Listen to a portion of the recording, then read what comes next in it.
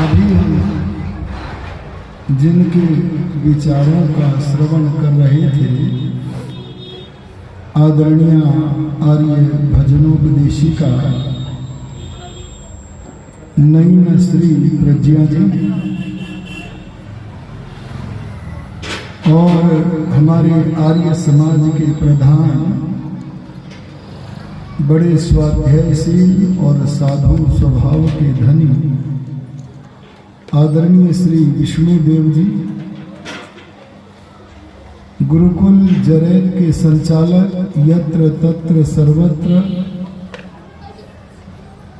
महर्षि दयानंद के अमर शास्त्र सत्यार्थ प्रकाश को घर घर पहुंचाने वाले आर्य समाज मधुबनी के मंत्री आचार्य सुशील जी,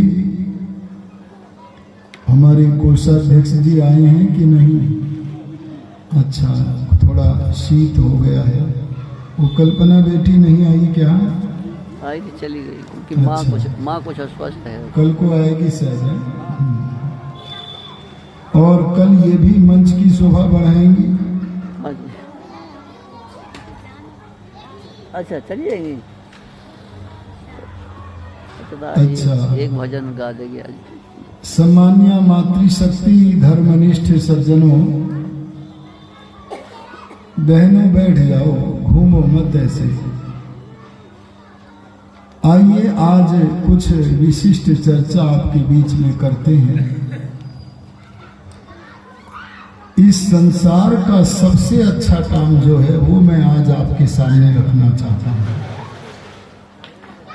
और वो संसार का सबसे अच्छा काम जो है उसे आध्यात्मिक आंगन में उपासना कहते हैं।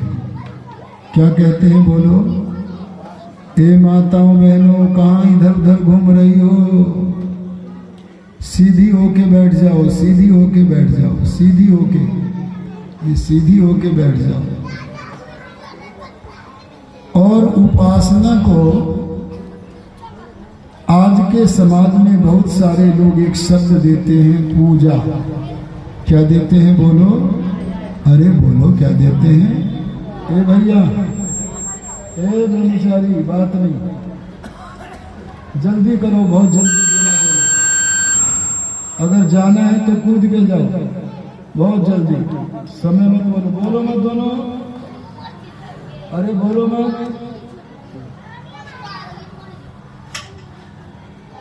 देखिए, एक छोटा सा बालक भी यदि अपनी माताजी को संध्या करते हुए देखता है तो कह देता है माताजी पूजा कर रही है। अरे बोलो, क्या कह देता है? माताजी पूजा कर रही है। आइए आज हम पूजा शब्द को समझते हुए तब आगे बढ़ेंगे। सुन रही हो? एक आध फोटो ले लेना मंच का भी, जब कभी एक्शन में आए तब, ठीक है? हाँ, पता चलना चाहिए सर्वत्र सोशल मीडिया पर कि अभी नहीं, समय पे मौका देख के लेंगे।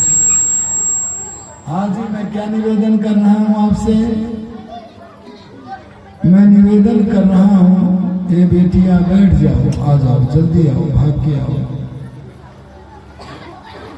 भैया तुम जल्दी क्यों नहीं जाते हो रे? जल्दी जाओ,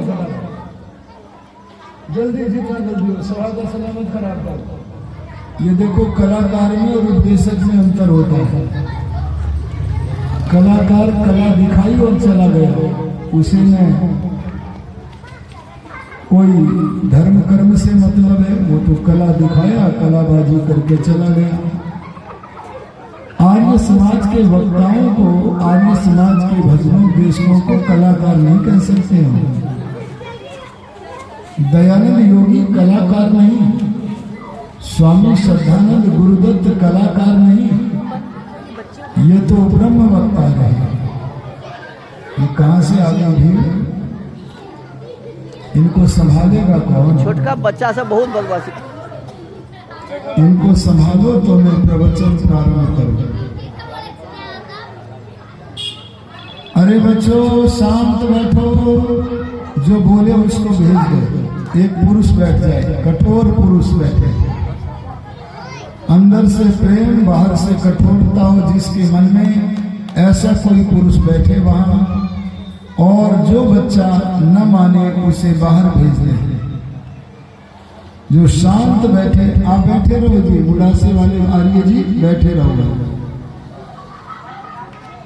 आर्य पूजा शब्द संस्कृत भाषा का शब्द है। अरे बोलो, जल माने क्या होता है? पानी। अरे वस्त्र माने क्या होता है? कपड़ा।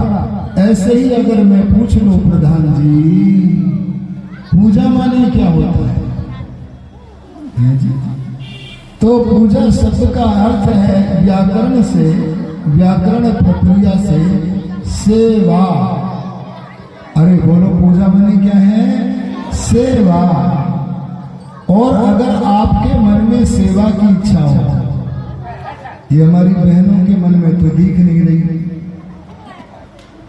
मैं जहां भी जाता हूं ये बस अपने पति के कान में एक मंत्र फूकती है कि हमारे घर में विद्वान आने चाहिए।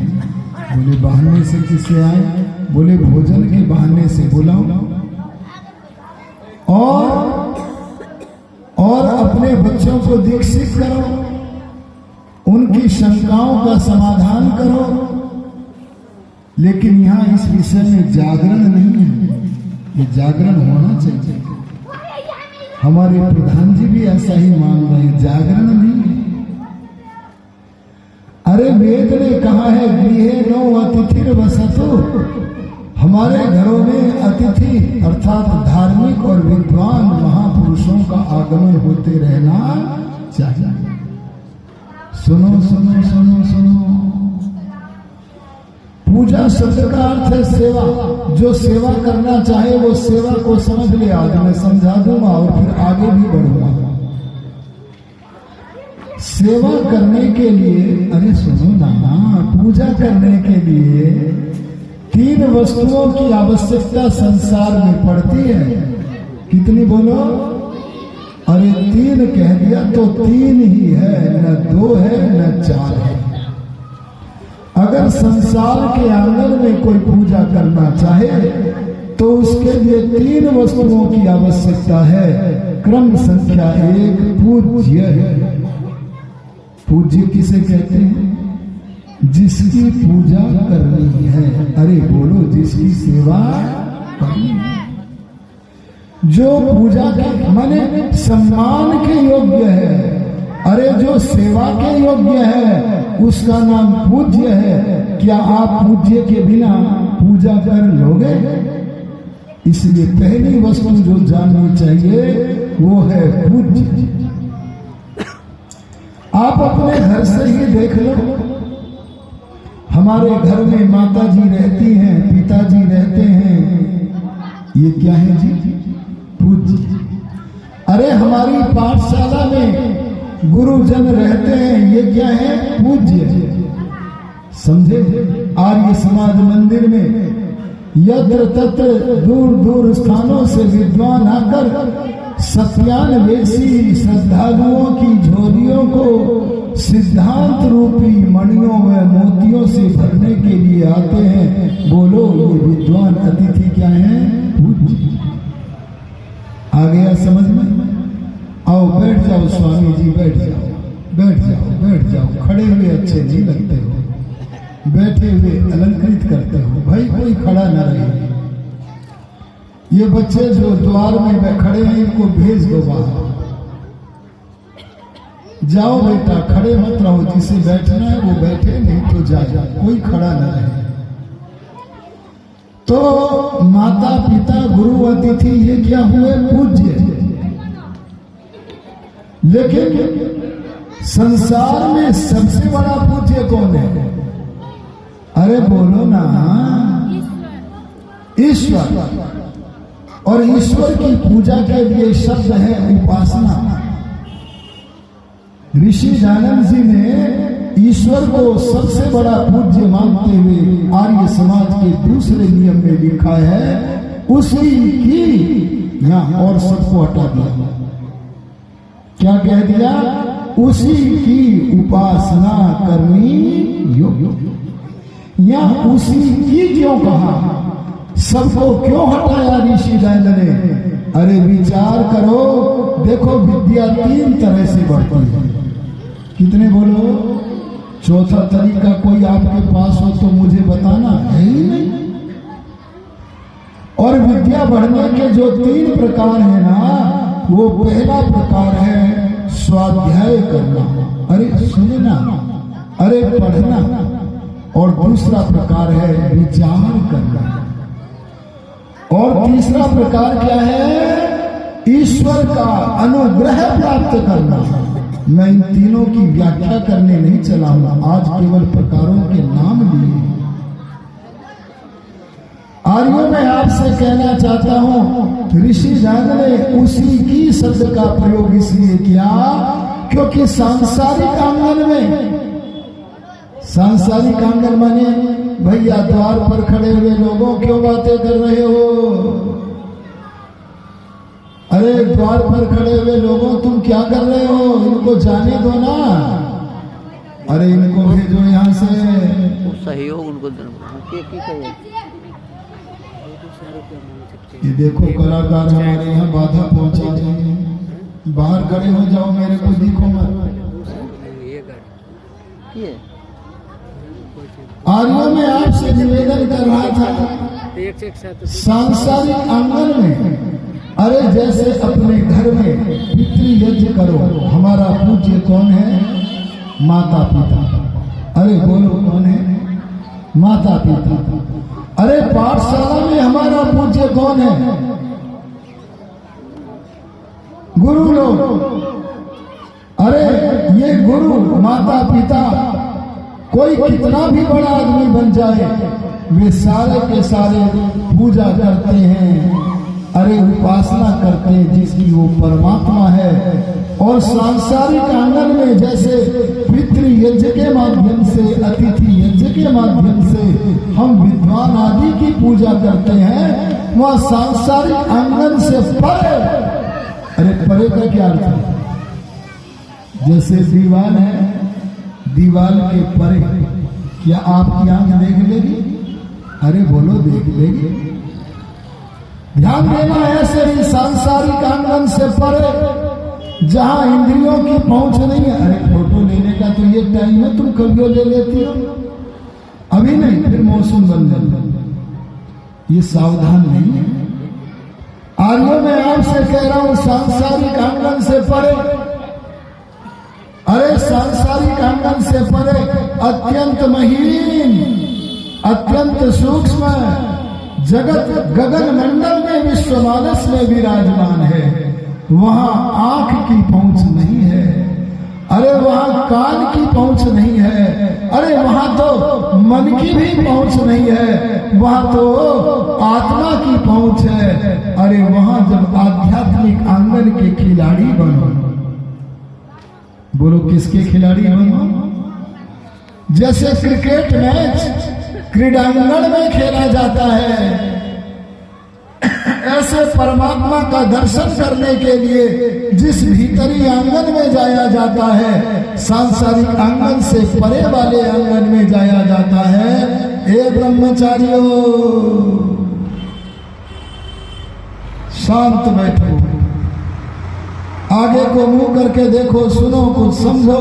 मैं आपसे निवेदन कर रहा हूं कि वहां हमें मां की पूजा नहीं करनी है।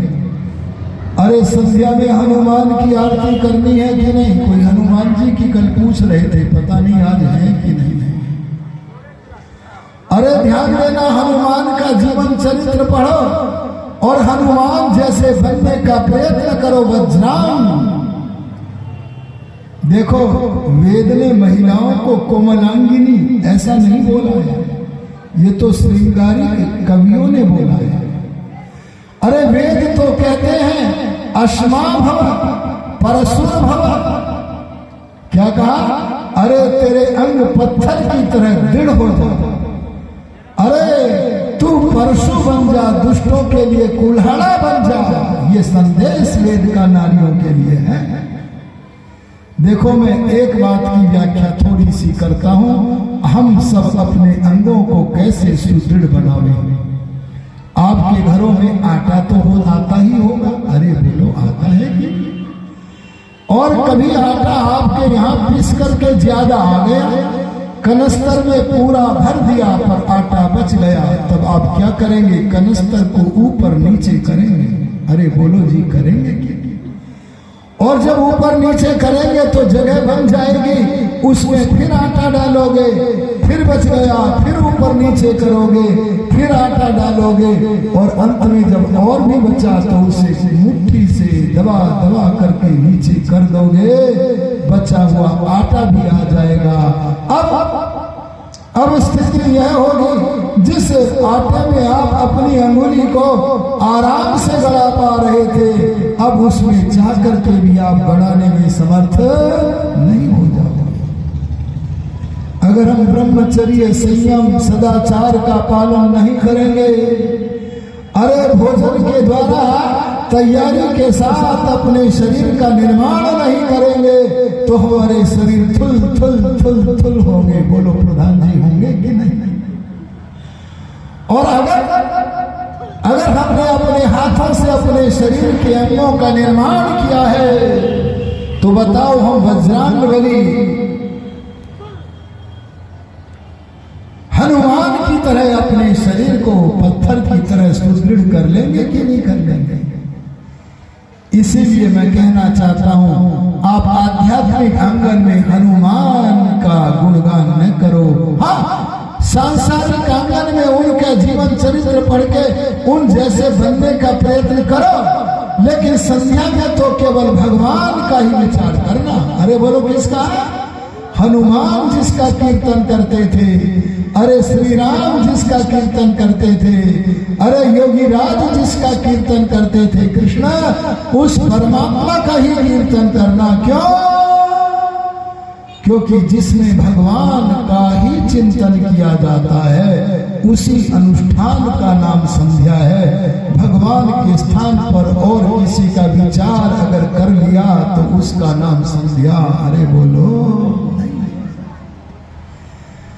तो मैं आपसे कहना चाह रहा हूं, सबसे पहली वस्तु है, मैं सांसारिक आंगन की पूजा का पाठ आज नहीं पढ़ाने बैठा।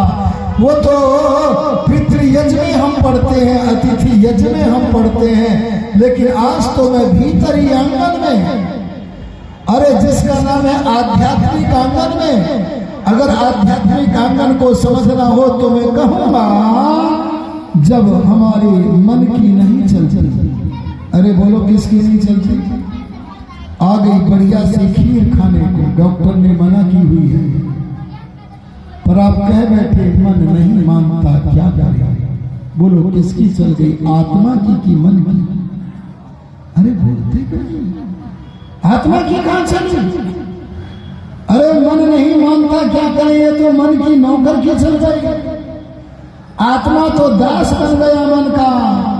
अरे मन रूप इंद्रिय का स्वामी नहीं है, बल्कि दास बन गया है। ये आध्यात्मिक आंगन का खिलाड़ी बनने के योग्य बोलो नहीं है। आध्यात्मिक आंगन का खिलाड़ी बनना है तो अपने सेवकों को सेवक ही बने रहने दो, उनका दास मत बनो। आंख की न चले, कान की न चले, बल्कि सारी इंद्रियां और मन आत्मा के नियंत्रण में होकर के जब रहे, इस जीवन की स्थिति का नाम है आध्यात्मिक आंगन। इस आध्यात्मिक आंगन का खिलाड़ी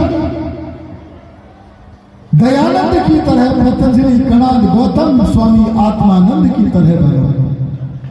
और अगर वहां आप खिलाड़ी बन गए तो वहां आपका पूज्य आपके माता पिता नहीं है, वहां आपके विचार नहीं है, कोई सांसारिक गुरु नहीं है, बल्कि परम गुरु परमात्मा ही विचारणीय है। इसलिए आध्यात्मिक आंगन की पूजा का पाठ पढ़ाते हुए महर्षि दयानंद कहते हैं, उसी की, ये सांसारिक आंगन की पूजा की बात नहीं लिख रहे दूसरे नियम में, आध्यात्मिक आंगन की पूजा की बात है। तो लिखा उसी की, और ये साधारण आदमी होगा वो क्या कहेगा जी सबकी पूजा करो। अरे करो तो, जब आध्यात्मिक प्रसंग हो तो उसी की माने परमेश्वर की ही पूजा करो। परमेश्वर को छोड़ करके और किसी की पूजा संध्या में बोलो नहीं। तो एक वस्तु पूजा के लिए समझ लो, जान लो, और वो क्या है? पूज्य। आध्यात्मिक आंगन में पूज्य है केवल परम पिता परमात्मा। ये आस्तिक संगठन है आर्य समाज, ये वेदों के अनुसार चलने वाला है सत्संग आर्य समाज। अरे लोगों को सनातनी बनाने का सत्संग है आर्य समाज। ये पाखंड को दूर करके शुद्ध वैदिक बनाने का सत्संग है आर्य समाज। यहाँ आए तो कल्याण ही कल्याण होगा। कल हम आपको शाम की सभा में बताएंगे, खुल करके बताएंगे यदि समय मिला, कि सनातन क्या है, अरे धर्म क्या है। आज वह विषय हमारा नहीं है, कल सुनना ध्यान से। पूजा की दूसरी वस्तु जो जानने के योग्य है वह है पूजक। अरे बोलो क्या है? पूजक माने सेवक। जैसे सांसारिक आंगन में यदि माता पिता पूज्य है तो पुत्र पुत्री क्या हुए? पूजक। अरे पाठशाला में अगर आचार्य गुरु लोग पूज्य हैं तो बोलो शिष्य लोग क्या हुए? पूजक। अरे आर्य समाज मंदिर में श्रद्धालु यदि पूजक हैं तो वहां पर आने वाले तपस्वी विद्वान बोलो क्या है? पूज्य। लेकिन आध्यात्मिक आंगन में अगर परमात्मा ही पूज्य है तो बोलो, अरे बोलो पूजक कौन है? आत्मा। अरे आप वाह वाह तालियां बजा दो इनके लिए। ये तो अजमेर से आए हैं ना, अजमेर से चमकते हुए आए हैं। अरे ज्ञान की चमक है इनके पास, तभी तो बोल रहे हैं। इनका आत्मा शब्द कहने से अभिप्राय निकला, ए आत्मन तू चाहे राम बन जाना, चाहे कृष्ण बन जाना, चाहे दयानंद बन जाना, आध्यात्मिक आंगन में तू केवल पूजक है, तू पूज्य नहीं है। वहां तो पूज्य केवल सच्चिदानंद लक्षण स्वरूप परम पिता परमात्मा ही है। दो का पता लग गया जी। और एक आध्यात्मिक आंगन की पूजा को समझने के लिए हम सांसारिक आंगन की पूजा की एक वस्तु को और समझते हैं, और वह वस्तु है पूजा की सामग्री। अरे बोलो क्या है? पूजा की सामग्री जानते हो ना? चलो मैं इसे समझाता हूं, सरल करके समझाता हूं। आप कितने भी बड़े बड़े विद्वान बैठे हैं, मैं जानता हूं ये विष्णुदेव जी जैसे लोग बैठे हैं, पर वक्ता को ये नहीं देखना पड़ता विद्वान बैठे हैं। वक्ता को तो ये देखना पड़ता कि श्रोताओं में सबसे हल्का आदमी ज्ञान की दृष्टि से कौन बैठा, वहां के लेवल से बोलना पड़ता। ध्यान देना, मैं आपसे कहना चाहता हूं एक तीसरी वस्तु है पूजा का सामान। अरे बोलो क्या है? ये पूजा की सामग्री क्या है तो सुन लो। अरे मन लगा के सुन लो, फिर ये सुनने को न जाने कब मिलेगा। पूजा की सामग्री केवल वही वस्तु है, अरे केवल वही वस्तु है जो हमारे पूज्य की आवश्यकता है। अरे बोलो जो हमारे पूज्य की। आदरणीय भजनोपदेशिका जी बैठी है, आप में से कोई आए इनके सामने आके विनीत भाव से बोले, अजी आपकी पूजा करनी है, ये अनुमति दे दे, करो पूजा सांसारिक आंगन की। और आप इन्हें सिगरेट दे दे, लो जी सिगरेट का सेवन करो। बोलो क्या सिगरेट पूजा की सामग्री बनेगी? अरे बोलो बनेगी। क्यों नहीं बनेगी? क्योंकि ये सिगरेट जैसी दुष्ट वस्तु इनकी आवश्यकता नहीं है। अरे अनावश्यक वस्तु को हम पूजा की सामग्री नहीं बनाया करते, ये आवश्यक क्या होता है? अरे ये आवश्यक क्या होता है सुन लो, जिस वस्तु के बिना हानि हो जाए। प्रधान जी क्या बोल दिया मैंने? जिस वस्तु के बिना हानि हो जाए। अगर कल प्रवचन नहीं सुनोगे तो हानि होगी। अरे होगी कि नहीं? तो प्रवचन क्या है? आवश्यक। अगर भूख लगे तो भोजन न करना तो बोलो क्या होगी? हानि होगी। अगर प्यास लगे पानी न दिया तो बोलो क्या होगी, हानि होगी। दादी को आराम करना है और बिस्तर लगा के न दिया तो बोलो क्या होगी, हानि होगी। पता लगा जिस वस्तु के बिना रहा न जाए, अरे हानि हो जाए, उस वस्तु का नाम क्या है, आवश्यक। और आवश्यक वस्तु का ही नाम है पूजा की सामग्री। अच्छा, आपको ये तो पता दादी को क्या देना है, उसकी आवश्यकता क्या है। भूख लगे भोजन दो, प्यास लगे पानी दो, आराम करना हो तो बिस्तर लगा के दो। लेकिन आप मधुबनी के लोगों भगवान की पूजा फ्री में ही कर लेते हो या कुछ चढ़ावा भी चढ़ाते हो? भाई हमारे यहाँ तो बतासे चढ़ाते हैं प्रधानमंत्री। आप लोग बताओ, आप लोग क्या चाहते हैं? अरे बोलो ना जी, केला चढ़ाते हो, सेव भी चढ़ाते हो, और कुछ मखाना। हाँ, मखाना आजकल चुनाव में चला था, चुनाव में मखाना चला था बिहार में। आइए आइए इस पर विचार करें। यहाँ तो खुला आंदोलन है, या श्रोताओं को भी बोलने का मौका है। इस खुले आंदोलन में विचार करें, विचार से ज्ञान बढ़ता है। अरे जहाँ स्वाध्याय और ईश्वर के अनुग्रह से विचार ज्ञान बढ़ता है, वहाँ विचार से भी बढ़ता है। जरा विचार करो, संध्या में जब बैठ जाओ, आंखें बंद करके जब बैठ जाओ, तो अपने प्रियतम परमात्मा से पूछना है, प्यारे आपकी आवश्यकता क्या है। अगर आपको खीर चाहिए तो मैं रसोई में खीर बनाऊंगा। अरे बोलो, भगवान को खीर चाहिए कि नहीं? अरे खीर से देखो, देती तो मखाना है, देती तो ये सेव है, और अब देखो बदल गई। इसका मतलब विचार शक्ति तो है ही नहीं। इसका मतलब विचार शक्ति तो है जी नहीं। अरे आप भगवान से आंख बंद करके पूछना, मेरी बहना, हे भगवान, अगर आपको हलवा चाहिए तो बढ़िया सा हलवा बनाए। बोलो, भगवान को कभी हलवे के टेस्ट की जरूरत है क्या? अरे बोलो ना। अरे ध्यान देना, ये हमारी बहनें कैसी भोली हैं, और इनसे ज्यादा भोले पुरुष भी हैं। एक जगह के मंदिर के बाहर पूजा का थाल लिए हुए आध्यात्मिक आंगन का खिलाड़ी बनने का अभिनय करते हुए, अरे क्या करते हुए, अभिनय कर रहे हैं, और एक गीत गा रही है। गीत के भाव मुझे याद रह गए प्रधानमंत्री। क्या भाव है ये गीत में? कह रही है, हे भगवान, अरे सुनो सुनो, क्या कह रही है? हे भगवान, हम तो बाग से अमरूद की कलियां लाने वाली थी। तो मैं खड़ा हो गया, मैंने कहा ये लाई नहीं है, ये पंक्ति बोल रही लाई नहीं है, लगता है कोई बहाना बनाएंगी। अगली पंक्ति में बहाना बनाया, अरे लाई नहीं है। क्यों? क्योंकि वो तोते का झूठा है।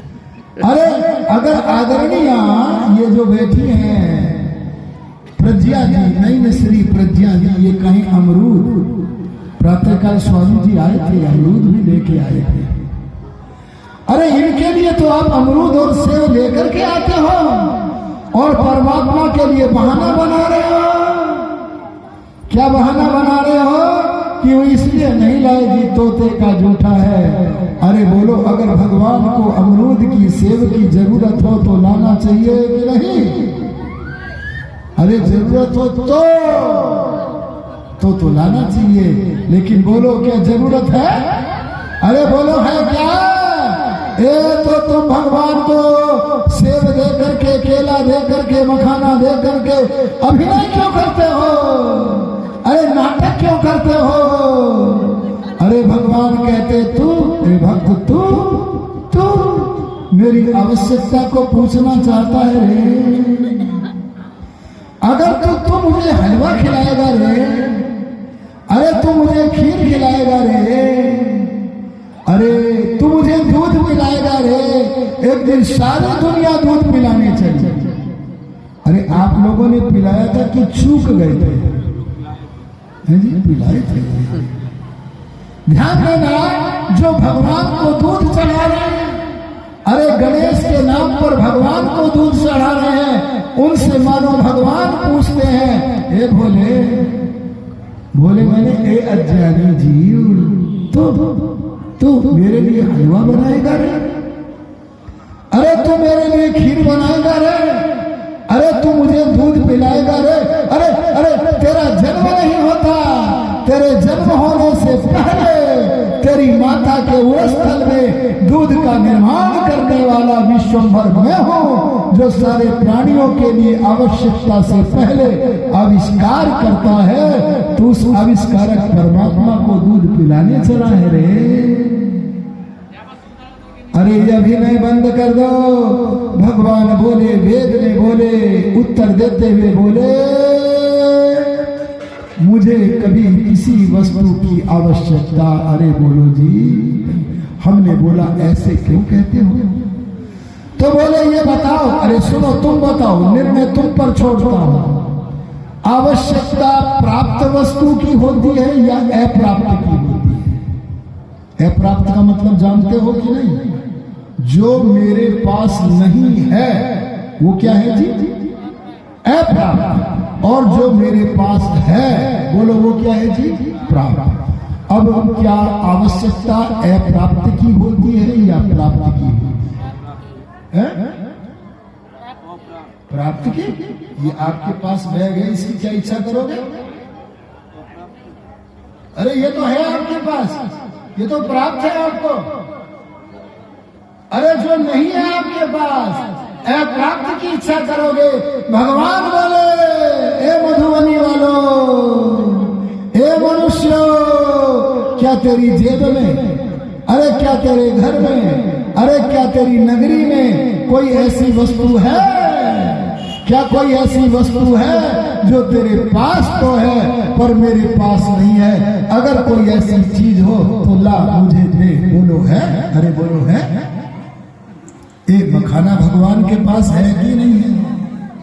अरे परमात्मा तो कहते हैं, क्या कहते हैं? मैं इन उत्पन्न हुए समस्त जड़ पदार्थों का भी और चेतन पदार्थों का भी स्वामी था, स्वामी हूं, और बोलो स्वामी रहूंगा, पति रे का आशिक। बोलो जो मालिक है मखानों का, अरे जो मालिक है पानी का, अरे जो मालिक है सूरज और चांद सारी सृष्टि का, उसे देना देना ही है कि नाटक है? अरे बोलो ना, ये नाटक बंद करो। अरे नाटक बंद करके भीतर घुस जाओ, बाहर के स्विच ऑफ करके भीतर घुस जाओ। मैंने कल जैसे बताया था, ऐसे मन को एकाग्र करके एक जगह टिका कर ओम के जप का ताता लगाओ और संध्या के 19 मंत्रों के अर्थों को शुद्ध उच्चारण करते हुए क्रमशः एक एक मंत्र का उच्चारण करते हुए अर्थ के द्वारा भगवान का विचार करो। भगवान की पूजा ऐसी मत करो जैसी मनुष्यों की करते हो। अरे क्या वाक्य निकल गया मेरे मुख से? भगवान की पूजा ऐसी मत करो जैसे इनकी करते हो। अरे इन मनुष्यों की पूजा में इन्हें देना भी होता है, क्योंकि इनकी आवश्यकता भी है, और इनसे मार्गदर्शन ज्ञान विज्ञान बोलो लेना भी होता है। चारों वेद आदि सत्य शास्त्रों में भगवान की पूजा का प्रधान जी एक ही लक्षण है, और मैं बोलता हूं भगवान की पूजा का लक्षण है भगवान से ग्रहण करना। अरे बोलो क्या है जी? अगर आपने आज तक भगवान को देने की चेष्टा की है, अरे अभी नहीं किया है, तो आप पूजा में विफल हुए हो, सफल नहीं हुए हो। इसलिए भगवान को देने का नाम भगवान की पूजा नहीं है, बल्कि भगवान से लेने का ही नाम बोलो भगवान की पूजा। अच्छा एक बात और बताओ, देखो चिंतन दे रहा हूं, विचार करना ही बैठे बैठे, तब समझना सनातन बातें आर्य समाज कहता है ये चारों शंकराचार्य धूर्त कहते हैं। मैं बुद्धि पूर्वक धूर्त बोला हूं? मैं राम भद्राचार्य को बुद्धि पूर्वक धूर्त बोलता हूं?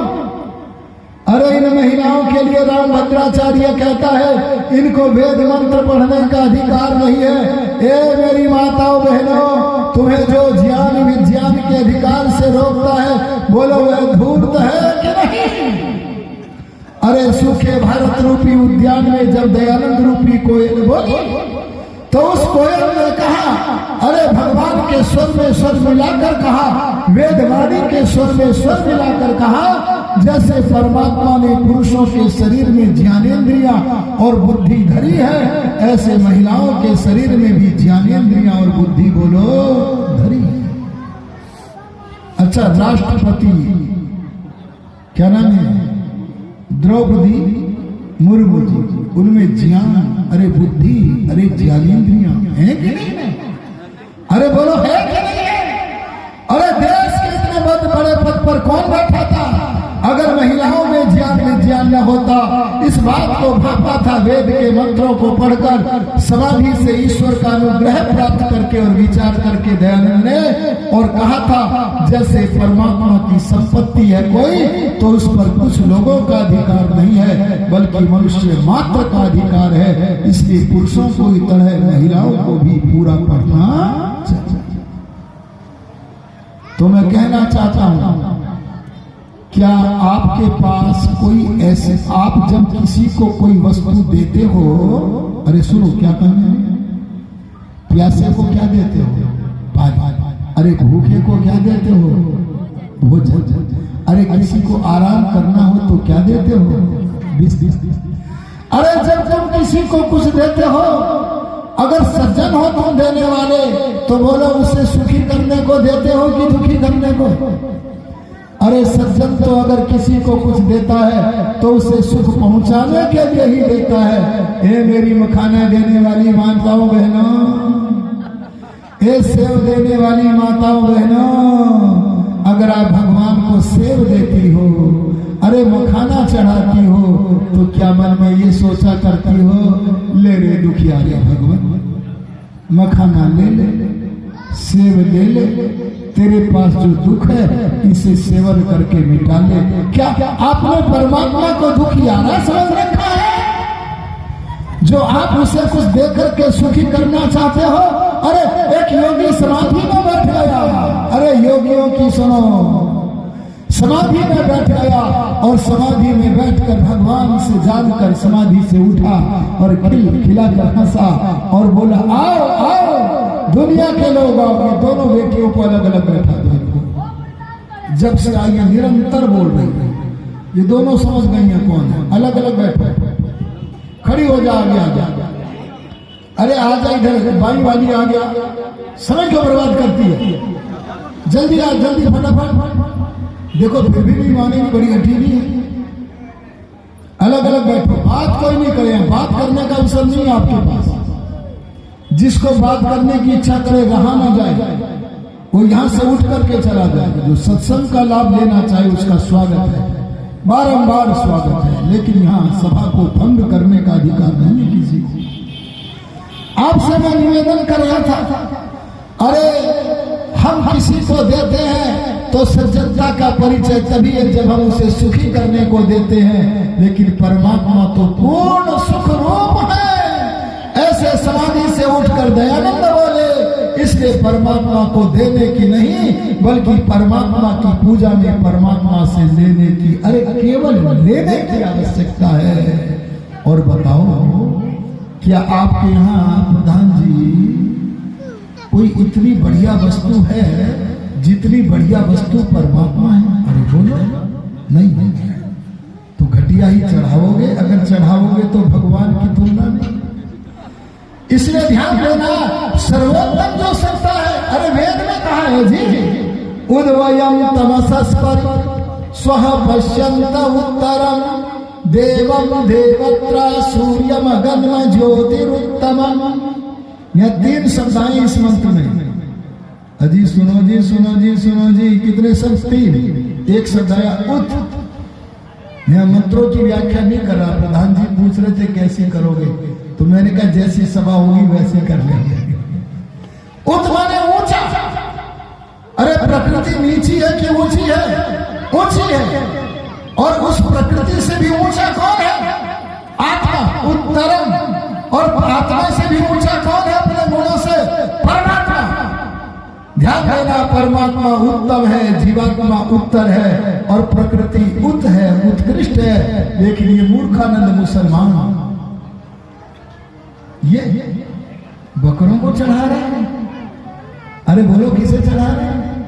अरे कम से कम ये हमारी सनातनी बहनें यथार्थ उपासना तो नहीं कर पा रही, क्योंकि ये सनातन को मानती तो जानती नहीं है, केवल नाम मात्र से मान रही है। पर कम से कम मखाने को चढ़ा रही है। ये कम से कम किसी निरपराध पशु के गले को काट करके तो नहीं चढ़ा रही। और जहां चढ़ाते उन्हें शास्त्र अधिकार नहीं देता है। और ध्यान देना, वह विधर्मियों में शास्त्र उनका तथा कथित शास्त्र अधिकार देता है, सनातन में शास्त्र अधिकार ऐसा अरे बोलो नहीं देता है। तो परमात्मा की पूजा का लक्षण क्या हुआ? अरे बोलो क्या हुआ? ना ना ना ना सुना नहीं है। परमात्मा की पूजा का लक्षण है परमात्मा से ग्रहण करना। दयानंद ने ग्रहण किया तो उपासक बन गए, योगी राज कृष्ण ने ग्रहण किया तो उपासक बन गए, स्वामी आत्मानंद सरस्वती ने ग्रहण किया तो उपासक बन गए। और ग्रहण करने की 3 पद्धतियां हैं। बोलो जी कितनी? अरे बोलो कितनी? तो जी समय है कि नहीं? 8:30 पौने 8 बज गए। 8:30 तक का समय। अच्छा अच्छा तो है समय।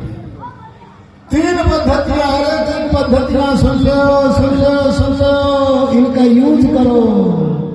और पहली पद्धति है स्तुति, दूसरी है प्रार्थना, अरे बोलो तीसरी क्या है? उपासना। तीनों को करो, मिलेगा। देना कुछ नहीं देना। हाँ हवन वो दूसरा यज्ञ है, मैं ब्रह्म यज्ञ पर बोल रहा हूं। यह नाम ब्रह्म का है, परमात्मा का है। देव यज्ञ ये जड़ पदार्थों को देख करके प्राणी मात्र का कल्याण करना देव यज्ञ अलग वस्तु है। वहां घी सामग्री दिया जाएगा प्राणियों के कल्याण के लिए, लेकिन जब ब्रह्म से कनेक्शन जोड़ने को बैठेंगे तो हमें देना नहीं है। ब्रह्म यज्ञ का लक्षण भगवान से ग्रहण करना है। और उसके 3 प्रकार है, 3 सोपान है, 3 सीढ़ियां हैं। उनका नाम क्रमशः स्तुति, प्रार्थना और उपासना। आओ इनको थोड़ा सा समझते हैं। स्तुति माने, अरे बोलो स्तुति माने, अरे बोलो स्तुति माने। वाह वाह तालियां बजाओ। ये कहां से आई है? राजस्थान से। अरे बजा दो, तुम क्यों पीछे हो? इन्होंने का गुणगान करना। चलो मैं और खोलता हूं इन्हीं की बात को। जो कह रही है वो सही कह रही है। बड़ाई करना। अच्छा किसी के गुणों के गीत गाएं तो बड़ाई अपने आप हो जाएगी कि नहीं? अरे बोल दो ना। अरे किसी के गुणों को गाओगे तो उसकी प्रशंसा हो जाएगी कि नहीं हो जाएगी? ध्यान देना, किसी की प्रशंसा करना, किसी की बड़ाई करना, किसी का गुणगान करना, इनका एक ही अर्थ है। अर्थात गुणगान करने का नाम, गुणों के गीत गाने का नाम बोलो क्या है? स्तुति करना। अच्छा स्तुति को समझ के करना, ऐसे मत करने लगना। देखो कुछ स्तुति करने वाले कैसा करते हैं। कभी कभी भगवान को भी भक्तों से काम पड़े, जब श्री राम की वट की नाव चढ़े। बोलो ये पंक्ति सही है कि नहीं? अरे बोल दो ना, अरे बोल दो ना, सही है कि नहीं? हाँ कुछ तो हाँ भी कर रही, ज्यादातर ना कर रहे, सही कर रहे हैं। ये स्तुति नहीं है जी, ये निंदा है। अरे बोलो ये क्या है? स्तुति और निंदा के अंतर को समझ लो। आज समाज मंदिर में सनातनी बन जाओगे। अगर किसी को सनातनी बनना है, बनाना है, तो आज समाज मंदिर में आना पड़ेगा, क्योंकि आजकल पाखंडियों की बाढ़ आ गई है। वे तुम्हें सनातन धर्म से दूर ले जा रहे हैं। नाम तो तुम्हारा सनातनी रख रहे हैं, लेकिन सनातन पद्धतियों से दूर ले जा रहे हैं। और क्या मैं आपसे कहना चाहूंगा, स्तुति का अर्थ सुनो। जो वस्तु जैसी है, अरे क्या बोला मैंने? ये क्या है जी? माइक। ये जहां बैठे हो, किस पर बैठे हो? कुर्सी। माने जो वस्तु जैसी है उसे वैसी ही जानना, अरे बोलो वैसा ही मानना, और वैसा ही वाणी से वर्णन करना। ये क्या है बड़ाई, ये क्या है स्तुति। अच्छा निंदा क्या है? जो वस्तु जैसी है उसे वैसी ठीक ठीक न जानना, उल्टी जान लेना, उल्टा मान लेना। कैसे? भगवान को मखाने की जरूरत है, मखाना चढ़ाएंगे, ये उल्टा जान लिया, उल्टा मान लिया और उल्टा वाणी से कह लिया, बोले आओ चलो भगवान जी को मखाना खिलाने चल रहे हैं।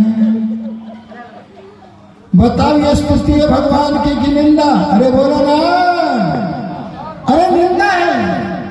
इसलिए ध्यान देना, भगवान जैसा है अगर उसे ही वैसा ही जानना चाहो तो थोड़ा सा विचार पूर्वक सत्यार्थ प्रकाश का पहला समुल्लास पढ़ लेना, भगवान से प्यार हो जाएगा। तो क्या कहा मैंने? जो वस्तु जैसी है उसे वैसी ही जानो, वैसी ही मानो और वैसी ही बोलो। बोलो ना, कुछ गलत तो नहीं बोल रहा हूं। इसलिए स्तुति करो, निंदा मत करो। और स्तुति माने गुणगान बड़ी मस्ती में भर के करो। देखो एक व्यक्ति मैं उदाहरण देता हूं, रात्रि में 2 बजे उठा। कितने बजे? 2 बजे उठा। अच्छा एक बात और बताओ, सबसे ज्यादा बड़ाई के योग्य कौन है? बड़ाई के योग्य आचार्य जी भी हैं। अरे हैं कि नहीं? अरे बड़ाई के योग्य माँ भी है, बड़ाई के योग्य पिता भी है, बड़ाई के योग्य ऋषि दयानंद भी है, राम भी है, कृष्ण भी है, हनुमान भी है। लेकिन सबसे ज्यादा गुणों का धनी कौन है? सबसे ज्यादा प्रशंसा के योग्य कौन है? बोलो। परम पिता परमात्मा। लो मैं 1-2 उदाहरण देकर के समझाऊंगा।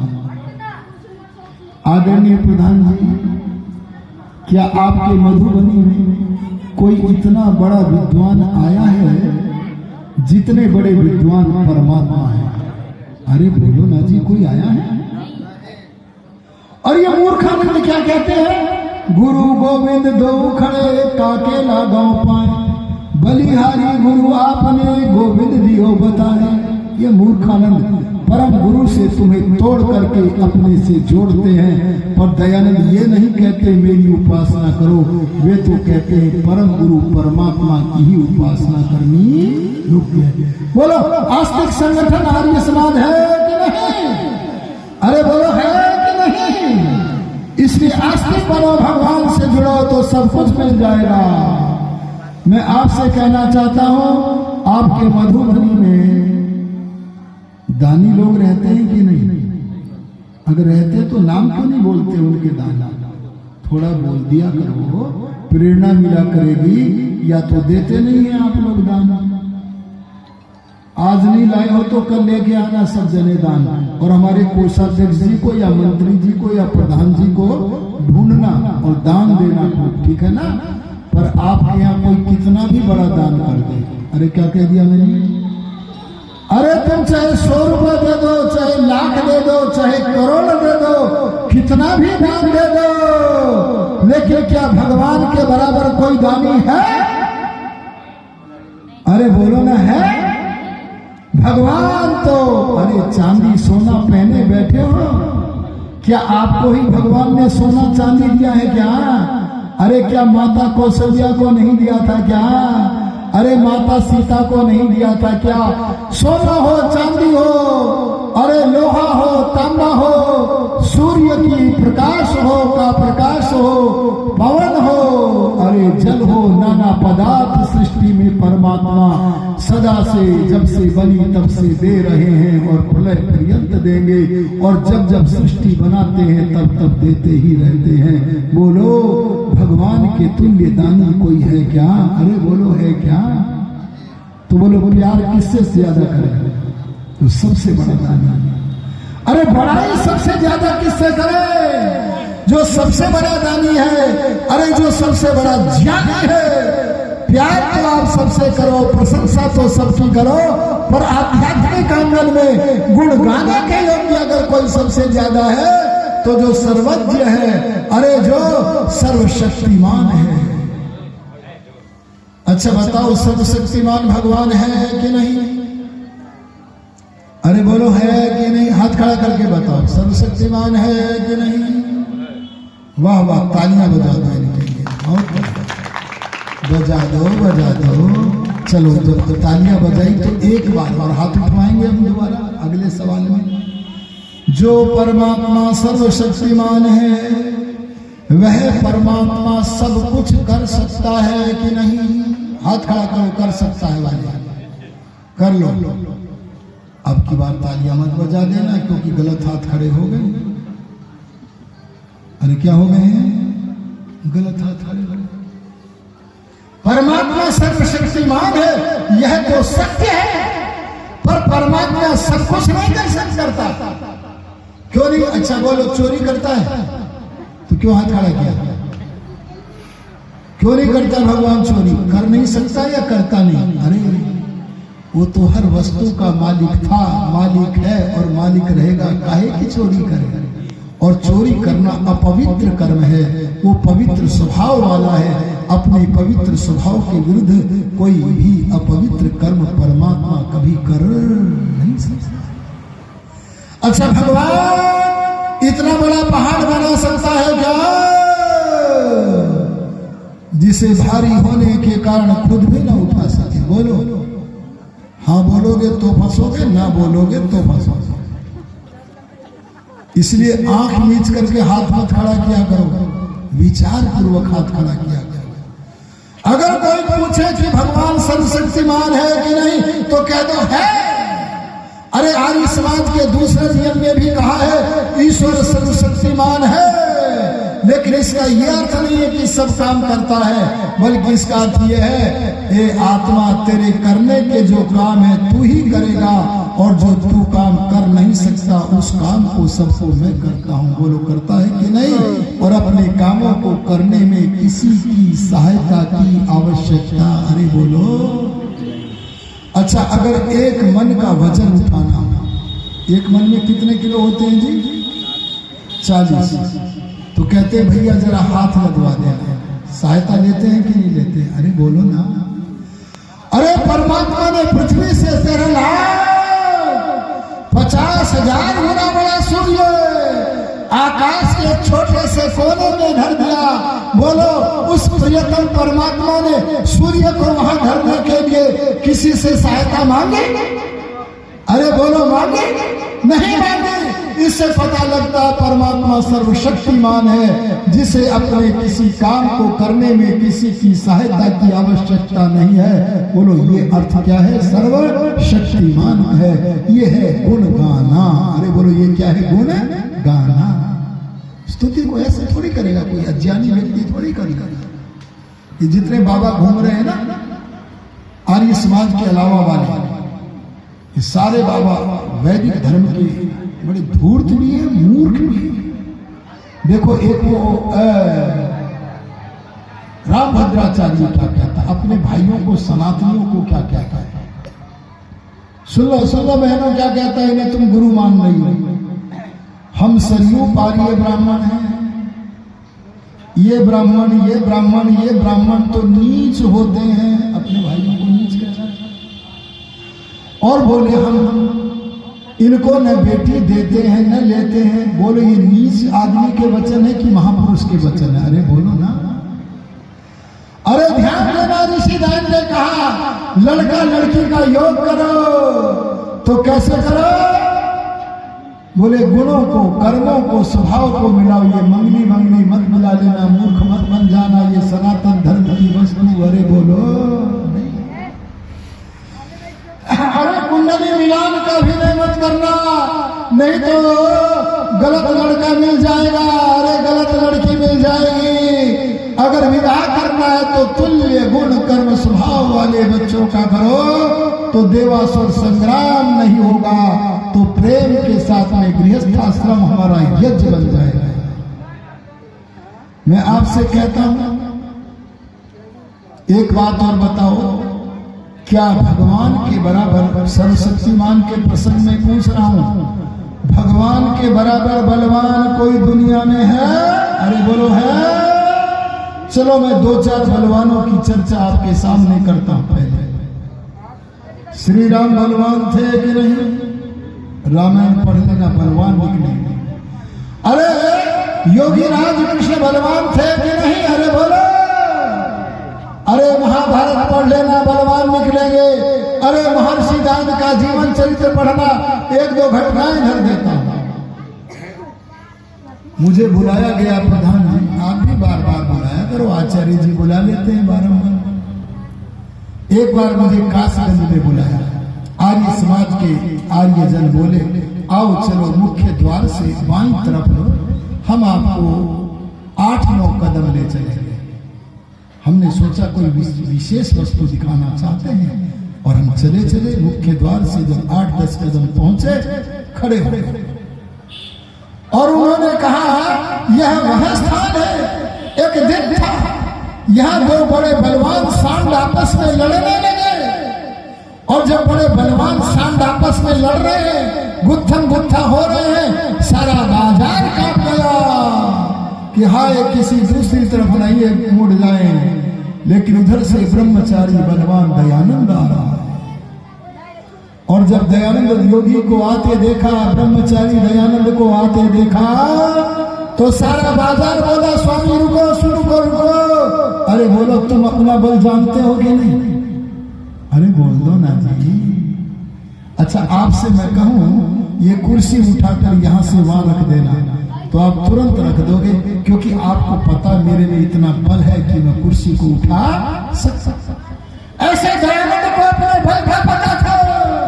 हाँ वो अपने बल को जानने वाला ब्रह्मचारी दयानंद, बलवान दयानंद न रुका, और दोनों मल्ल युद्ध करने वाले षंडों के सिंहों को सहज रूप में पकड़ा, और पकड़ करके एक दूसरे को विपरीत दिशा में फेंक दिया, और जब विपरीत दिशा में फेंका तो वे सांड विपरीत दिशा में भाग चले। लोग हतप्रभ रह गए। बोलो दयानंद बलवान थे कि नहीं? मैं ऐसी दयानंद जी के बारे में सैकड़ों घटनाएं सुना सकता हूं, पर उन्हें नहीं सुनाना चाहता। पर मैं कहूंगा, ए मानव, तू चाहे दयानंद जैसा बलवान बन जाना, अरे चाहे राम जैसा बलवान बन जाना, चाहे कृष्ण जैसा बलवान बन जाना, पर भगवान जैसा बलवान कभी कोई मनुष्य संसार में बोलो जीवन नहीं। तो क्या निकल के आया? निकल करके यह आया कि सबसे ज्यादा गुण गाने के योग्य, यही तो बात कही थी आपने। अरे सबसे ज्यादा प्रशंसा के योग्य, अरे सबसे ज्यादा बड़ाई के योग्य, अरे सबसे ज्यादा स्तुति के योग्य, और विशेष रूप से आध्यात्मिक आनंद तो केवल स्तुति के योग्य परमात्मा ही है, क्योंकि उसके तुल्य संसार में न कोई था न है, और बोलो न आगे होवेगा। इसलिए भगवान की बड़ाई करो। मैं कह रहा था, एक दिन एक व्यक्ति रात्रि में 2 बजे उठा। अरे कितने बजे? उठ करके सोचने लगा, सारा संसार सो रहा है, और जब सारा संसार सो रहा है तो उनकी वासनाएं मुझे तंग न करेंगे, क्योंकि गाली देते हैं वो तंग करती है, कोई गलत गीत बोलते हैं वो तंग करती है। बोले किसी की वासना मुझे तंग न करेगी, और मैं भी सो करके उठा हूं। अगर मेरे अंदर वासनाओं का कण है तो सो करके उठा हूं, वो भी मुझे तंग न करेगा। और इस समय किसी प्रकार का वायु प्रदूषण, ध्वनि प्रदूषण आदि भी नहीं है। आओ प्रियतम से मिले। लेकिन वो प्रियतम से मिलने से पहले उसने मिश्री का जप प्रारंभ कर दिया। अरे बोलो किसका? उसे मिश्री बड़ी पसंद थी। मिश्री जानते हो कि नहीं? अरे बोलो जानते हो कि नहीं? और बस आंखें बंद करके मिश्री का जप करता है, मिश्री मिश्री मिश्री। 3 बजे से लेकर के 9 बजे तक मिश्री का जप किया। 6 घंटे हो गए। अरे 6 घंटे तक जब मिश्री का जप किया तो बोलो ना, 6 घंटे में मुख मीठा हो जाएगा कि नहीं? है जी? आचार्य जी ने फीकी चाय पिलाना 6 घंटे जप करके, है जी? चाय नहीं पीते तो दूध पिलाना है उनको मीठा। अरे बोलो फीका फीका फीका। अरे बोलो 6 घंटे में मुंह मीठा हो जाएगा क्या? अरे बोलो हो जाएगा क्या? नहीं होगा। अरे नहीं होगा। क्यों? क्योंकि जब करना आया नहीं। अरे क्यों? क्योंकि स्तुति करना आया नहीं। अरे क्यों? क्योंकि गुणगान करना आया नहीं। बोले कैसे आवेगा गुणगान? पहला काम करो, मंत्र का शुद्ध उच्चारण करो। मिश्री ये मंत्र है, इसका शुद्ध उच्चारण करो।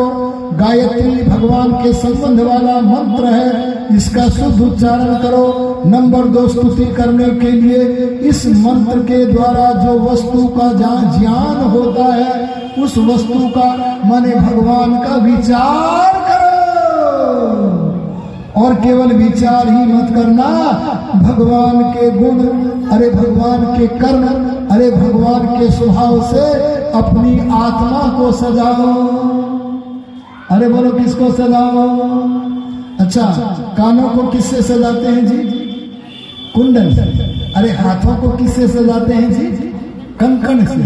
ऐसे जो उपासक स्तुति करके गुणगान करके भगवान के गुणों से अपने आत्मा को अलंकृत करता है, बोलो वह सज्जन, अरे वह धर्मात्मा, अरे वह भगवान का प्यारा, अरे वह दर्शनीय बोलो बन जाता है कि नहीं?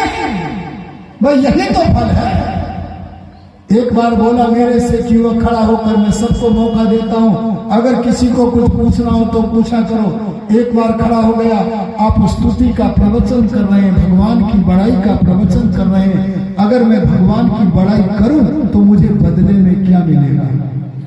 अरे क्या पूछ लिया मुझे बदले में? अच्छा आपसे मैं पूछूं, आप यहाँ सत्संग में आ रहे हैं, तपस्वी बन करके आ रहे हैं, तो आपको बदले में क्या मिल रहा है? सनातन धर्म का ज्ञान मिल रहा है। अरे बोलो क्या मिल रहा है? सनातन धर्म का वेद का आलोक मिल रहा है। ध्यान देना, मैं आपसे कहना चाहूंगा, अगर मैं भगवान की बड़ाई करूं तो मुझे क्या मिलेगा? तब दयानंद बोले, अरे दयानंद ने जो बोला सो मैंने भी उस युवक को बोल दिया। मैंने कहा समय थोड़ा है। संचालक जी बोले समय थोड़ा, संक्षेप में उत्तर दो। तो मैंने कहा तेरे घर में मटकी है कि नहीं? मटकी, अरे मटकी को जानते हो कि नहीं? हाँ जी, मटकी को जानते हो ना? जिसमें घी रखा होता है, मक्खन रखा होता है, दूध होता है। तो मैंने कहा तेरे घर में अगर मटकी है तो बताना मटकी में क्या रखा है? बोला मटकी में तो दूध है, दही है, मक्खन है, अरे घी है। तो मैंने कहा जैसे मटकी में से दूध, दही, घी, मक्खन निकाल निकाल के खाते हो, ऐसे स्तुति करते हुए भगवान के ज्ञान अर्थात गुण कर्म स्वभाव को निकाल निकाल के अपने जीवन में व्यवहार में ला ला के अपनी आत्मा को सजाओ। तो बोलो आत्मा सजेगा कि नहीं? अरे बोलो सजेगा कि नहीं? ए मनुष्यों, ये शरीर बहुत उत्तम वस्तु है, पर इसे उज्जवल बनाना है तो संयम से बनाओ, सदाचार से बनाओ, विद्या से बनाओ, अरे ब्रह्मचर्य से बनाओ। ब्यूटी पार्लर से बनी हुई सुंदरता थोड़ी देर के लिए रहती है, लेकिन अगर सच्चा ब्यूटी पार्लर में जाना है तो संध्या में जाओ, वहां जाकर के, वहां भीतरी जीवन में जाकर के अपने आत्मा को भगवान के गुणों से सजाओ। तो बोलो आत्मा महापुरुष बनेगा कि नहीं? अरे बोलो बनेगा कि नहीं? तो बोलो मिला कि नहीं मिला? अरे मिला कुछ के नहीं मिला? जो मनुष्य भगवान का गुणगान तो करता है पर तदनुसार आचरण नहीं करता है, वो भांड है। अरे गड़बड़ तो नहीं बोल दिया मैंने? भांड माने बोले जा रहा है, अर्थ का पता नहीं, बोले जा रहा है। भगवान तू दयालु है, तू दयालु है। गया सरकारी कार्यालय में एक सज्जन पुरुष आए, अपना सही काम कराने आए, बोले मेरा ये काम कर दो। अरे गरीब है ये आदमी, कम पैसा मिलेगा, पर छोड़ो माने, रिश्वत तो इससे भी दूंगा। और जहां दयालुता का प्रदर्शन करना था, अरे सुनो सुनो सुनो, जहां दयालु बनना था, सुबह कह रहा था ना संध्या में तू दयालु है, और स्वयं दयालु नहीं बनना, और वहां क्रूरता का प्रदर्शन करते हुए अरे उस निर्बल व्यक्ति से सही काम कराने के बदले में उसके धन का अपहरण कर रहा है। बोलो क्या ये परमात्मा के दयालुता नाम के गुण से अपनी आत्मा को सजा रहा है? अरे बोलो, इसका यश बढ़ेगा कि अपयश बढ़ेगा? अरे बोल दो ना, अपयश बढ़ेगा। आहा, दयालु बोल रहे हैं। और ये जो आपके यहाँ भी ये वो हुआ है, क्या बोलते हैं, मैं पार्टी की बातें नहीं करता, एक आदमी था नवरात्रों में मछली को सबको दिखा दिखा के खा रहा था। ये किसी न किसी को तो दिखा रहा होगा। किसको? जिनका वोट चाहिए उनको, विधर्मियों को। देखो, मैं तुम्हारे जैसा ही काला हूं, मैं भी मांसाहारी हूं, और मछली दिखा दिखा के नवरात्र में जो पवित्र आत्मा थे उन्होंने उस मछली दिखाने का बदला ले लिया कि न ले लिया? बोलो, यश बढ़ा कि अपयश बढ़ा? अरे एक और तो कहते हैं भगवान तू दयालु हो, मेरे को कोई चूठी भी न काटे, और हम ऐसे क्रूर बनते हैं कि दूसरों की गर्दन काटते हैं। बोलो, क्या ये स्तुति करने वाला है? अरे स्तुति का अर्थ तो है भगवान के गुणों को समझो, दयालु बनो, न्यायकारी बनो। ऐसे भगवान के गुणों से अपने सजाने का नाम बोलो क्या है? स्तुति करना है। भगवान के गुणों से अलंकृत करना, ये क्या है? स्तुति करना है। स्तुति करने में देना नहीं होता, अरे बोल दो केवल, अरे बोल दो केवल ग्रहण करना होता है। भगवान कहते हैं, चलो मैं एक मंत्र वाक्य बोल देता हूं। यस्य नामा महद यशः, यजुर्वेद के 40वें अध्याय में परमपिता परमात्मा बोले, यस्य कस्य परमेश्वरस्य, जो परमेश्वर के नाम का स्मरण करता है, केवल स्मरण ही नहीं करता, भगवान का विचार करता है, केवल विचार ही नहीं करता रहता, बल्कि भगवान के गुणों से अपने आत्मा को सजाता है, ऐसा मनुष्य बदले में महान यश को प्राप्त करता है। इसका मतलब क्या निकला? अगर हम भगवान का नाम स्मरण कर रहे हैं तो निश्चित हमारा यश बढ़ेगा, अथवा यह कह लो, अगर हमारा यश बढ़ रहा है तभी जानो कि हम भगवान का नाम स्मरण कर रहे हैं। अगर ऐसा नहीं हो रहा तो हम भांड तो हैं, लेकिन हम स्तुति करता, अरे बोलो।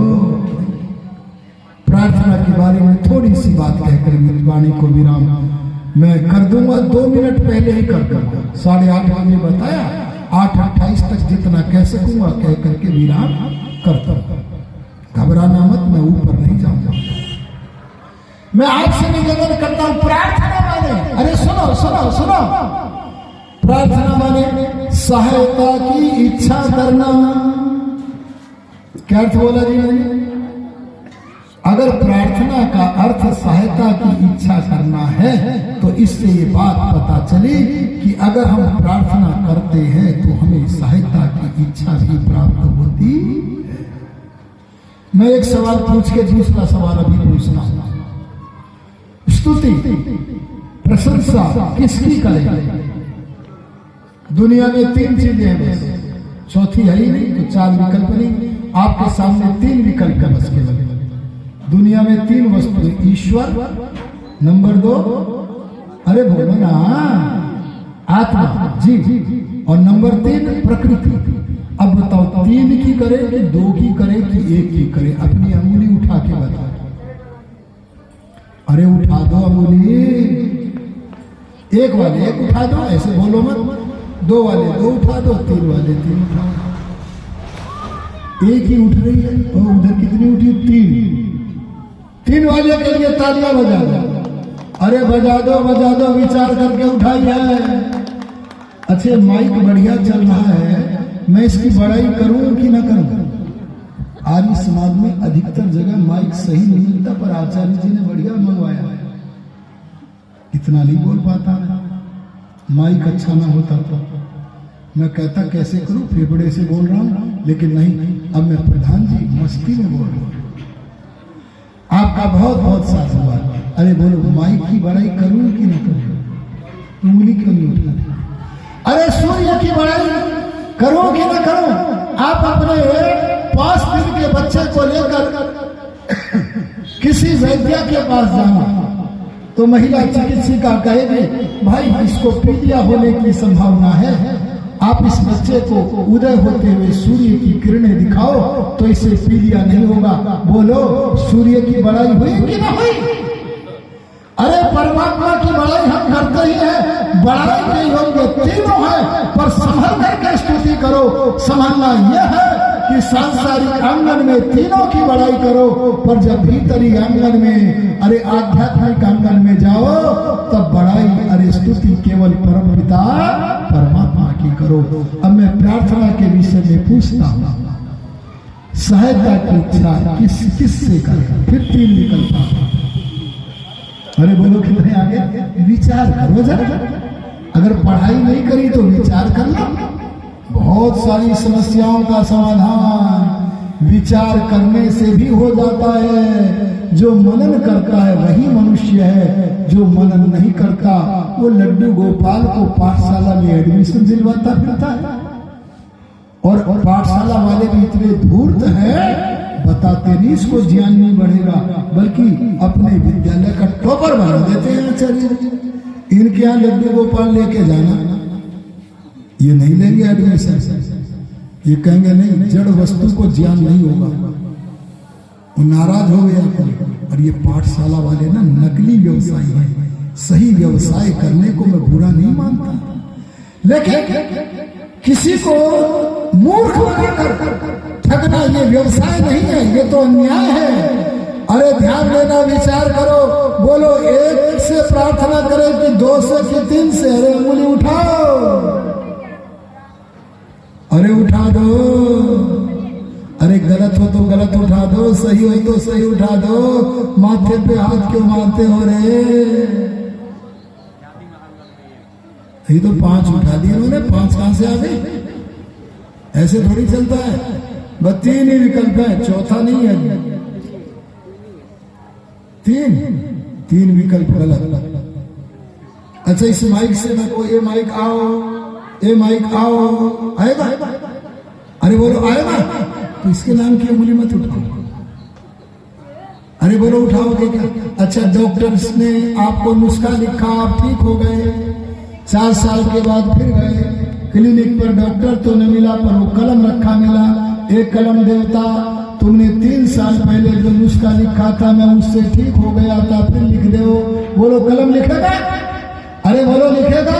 इससे पता लगा चाहे पत्थर की मूर्ति हो, अरे चाहे चित्र हो, चाहे गंगा हो, चाहे सूर्य हो, चाहे चंद्रमा हो, ये जड़ वस्तुओं से कभी सहायता की इच्छा मत करना, क्योंकि ये सहायता तो क्या करेंगे, ये तो आपकी प्रार्थना को, सहायता की इच्छा को सुनने में, समझने में भी समर्थ। अरे बोलो खंडन करो ना भैया मेरे सामने।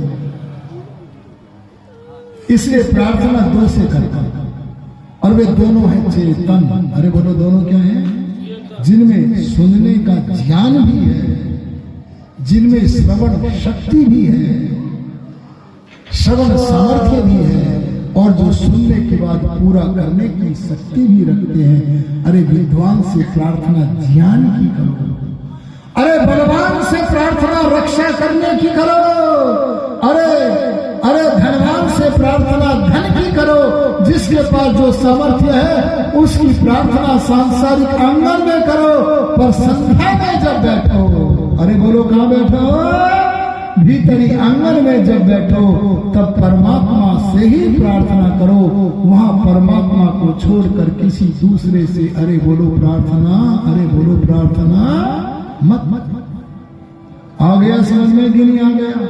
संध्या में केवल भगवान से, और दुनियादारी में भगवान से भी, और मनुष्यों से भी करनी चाहिए कि नहीं करनी चाहिए? तीनों से नहीं, जड़ से नहीं। अच्छा ये बताओ ऋषि दान ने क्या लिखा प्रार्थना के बारे में? सुनो, ऋषि दान कहते हैं अपने पूर्ण पुरुषार्थ के बाद प्रार्थना करो।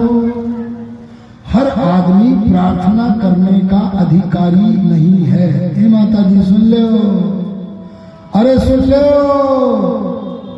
कोई आदमी साधारणतया 45 मिनट बैठने की शक्ति रखता है। कितने मिनट बोलो? तो घंटा कितने का होता है जी? 45 मिनट का। अच्छा और कोई ज्यादा हुआ अगर तो वो बैठ सकता है 2.5 घंटा 3 घंटा, और कोई योगी हुआ उसकी कोई सीमा नहीं, वो कितनी भी देर बैठे। मैं समझ रहा हूं आप सुबह से बैठे हो, थोड़ा बहुत भोजन आदि करने को उठे होंगे, लेकिन फिर भी मुझे 5-7 मिनट और बोलना है बस।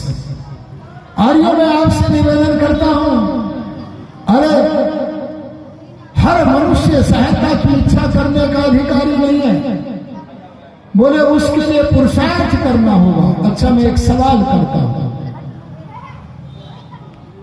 अगर कोई व्यक्ति आपका बीमार है, घना बीमार है, और उसकी बीमारी को ठीक करने के लिए हम एक बहुत बड़ा सभा मंडप लगाएं और सारे मधुबनी को इकट्ठा करें और कहें आओ हमारा ये पितर बीमार है, भगवान से प्रार्थना करो कि ये स्वस्थ हो जाए, और सारे मिलकर भगवान से प्रार्थना करें, तो बोलो स्वस्थ हो जाएगा कि नहीं? अरे बोलो हो जाएगा कि नहीं? नहीं होगा। अरे प्रार्थना करने का तो यही अर्थ है कि मैं जो उसके कल्याण के लिए कर सकता हूं वो करूं, यही अर्थ है। इसलिए ध्यान देना, अगर स्वस्थ होना है तो अपना पुरुषार्थ करना। बोलो अगर आपका स्वास्थ्य खराब है, कमजोर है, तो आप 5 लड़कों को वेतन पर रखना कि तुम हमारे लिए 4 घंटा सुबह, 4 घंटा व्यायाम शाम को करो, 8 घंटे व्यायाम करो। उसके व्यायाम करने से हमारा स्वास्थ्य बन जाएगा क्या? इसीलिए ऋषि कहते हैं अरे सहायता की इच्छा करने से पहले अपना पुरुषार्थ करो, दूसरों के पुरुषार्थ से तुम्हारी महिमा नहीं बढ़ेगी। महिमा ते अन्य न सन्न से, तेरी महिमा को तू स्वयं बढ़ा सकता है, इसलिए पुरुषार्थ अपना करो। अरे बोलो पुरुषार्थ, और कितना करो? अरे कितना करो? पूरा। अरे बोलो कितना करो? एक उदाहरण देता हूं, एक नदी में पानी में मछली बह रही है। ये राहुल मछली पकड़ता था भी पीछे वोटों को चुराने के लिए, है ना? ये गंदा काम सनातनी नहीं करते, ये सनातनी नहीं करते, सनातन से बड़े दूर चले गए। ये तो सनातनी है ही नहीं, ये तो ईसाई है, पर कुछ लोग सनातन धर्म में रहते हुए भी ये गंदे काम करते हैं। ध्यान देना, एक मछली नहर में जा रही है और किसी ने मछली को पकड़ लिया और पकड़ के नदी के किनारे पर बालू में रख दिया। उस मछली को वो बहता हुआ प्राणी अपने प्राण समझ रहे हैं, वो उस पानी में जाने के लिए मचलती है। अरे थोड़ा थोड़ा मचलती कि पूरी तरह मचलती है? बोलो पूरी तरह मचलती है। ये पूरी तरह मचल जाओ किसी को पाने के लिए, विद्यार्थी विद्या के लिए, धन का इच्छुक धन के लिए, भगवान का इच्छुक भगवान के लिए, अगर पूरी तरह मचल जाए इसका नाम है पूर्ण पुरुषार्थ। अरे बोलो क्या है पूर्ण पुरुषार्थ? विद्यार्थी जब बैठे होते हैं ना, तो अच्छे विद्यार्थी एक बात कहते हैं आपस में, क्या?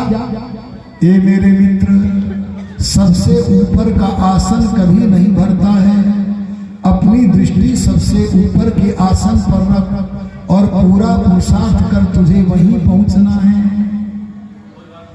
ध्यान देना, पुरुषार्थ पूर्ण करना है, अंदर बाहर से करना है। पर ऋषि ने यहाँ परिश्रम शब्द नहीं दिया, पुरुषार्थ दिया है। अरे बोलो क्या दिया है? अच्छा, पुरुषार्थ की जगह अगर परिश्रम कर दे तो कोई नुकसान है क्या? अरे बोलो ना, है जी? अरे बोलो ना, अगर हम कह दे पूर्ण परिश्रम के बाद कोई नुकसान है क्या? देखो, परिश्रम और पुरुषार्थ में कभी कभी अंतर भी होता है। क्या बोला मैंने? परिश्रम और पुरुषार्थ में कभी कभी। अच्छा, चोर जब चोरी करता है तो परिश्रम करता है कि नहीं? अरे रिश्वत लेने वाला जब रिश्वत लेने का प्रबंध करता है तो परिश्रम करता है कि नहीं? अरे बोलो ना। अरे बकरा काटने वाला दुष्ट जब बकरे की गर्दन को काटता है तो परिश्रम करता है कि नहीं? अरे बोलो ना। अरे चोर जब चोरी करता है तो परिश्रम करता है कि नहीं? आहा, ये गंदे काम करने वाले भी परिश्रम कर रहे हैं, और आप भगवान की कल्याणी वाणी वेद के अनुसार विचारों को सुनने में अपनी कमर को सीधे करके बैठे हुए हैं, थक भी रहे हैं, फिर भी बैठे हैं। बोले 3 दिन सौभाग्य से आए हैं, न जाने कब आएगा। आप भी बोलो परिश्रम कर रहे हैं कि नहीं? अरे परिश्रम सही काम के करने में भी लगता है और गंदे काम में भी लगता है, लेकिन पुरुषार्थ का मतलब केवल सही परिश्रम है। गंदे परिश्रम का नाम बोलो पुरुषार्थ। पुरुष के 2 अर्थ हैं, समय नहीं आगे व्याख्या करने का। पुरुष माने परमात्मा, अरे बोलो पुरुष माने, और पुरुष माने जीवात्मा। जीवात्मा माने स्त्रियां, और आप दोनों सब पुरुष हैं। जो देह रूपी नगरी में रहता है वह जीवात्मा पुरुष है, और जो ब्रह्मांड रूपी नगरी में रहता है वह सर्वव्यापक परमात्मा भी बोलो क्या है जी?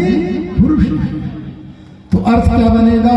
पुरुष माने परमात्मा की आज्ञा के पालन करने के लिए जो सही सही काम किया जाए, सही सही परिश्रम किया जाए, उसका नाम पुरुषार्थ है। अगर पुरुष का अर्थ आत्मा लगाओगे तो अर्थ बनेगा आत्मा की उन्नति के लिए, आत्मा के उत्थान के लिए। चोरी जैसे गंदे कामों को छोड़कर जो सही सही काम किए जाएं, बोलो उन सही परिश्रमों को करने का नाम क्या है? पुरुषार्थ। इसलिए ऋषिदान कहते हैं अगर प्रार्थना करने के अधिकारी बनना चाहते हो तो पहले अपना पुरुषार्थ करो। कितना करो? पूरा करो। पुरुषार्थ माने सही परिश्रम करो, उसके बाद प्रार्थना होगी। प्रार्थना विषय से चर्चा आपके मध्य में संभवतः कल करेंगे। अब तो इन्हीं शब्दों के साथ वाणी को विरमित करता हूँ। ओम शांति।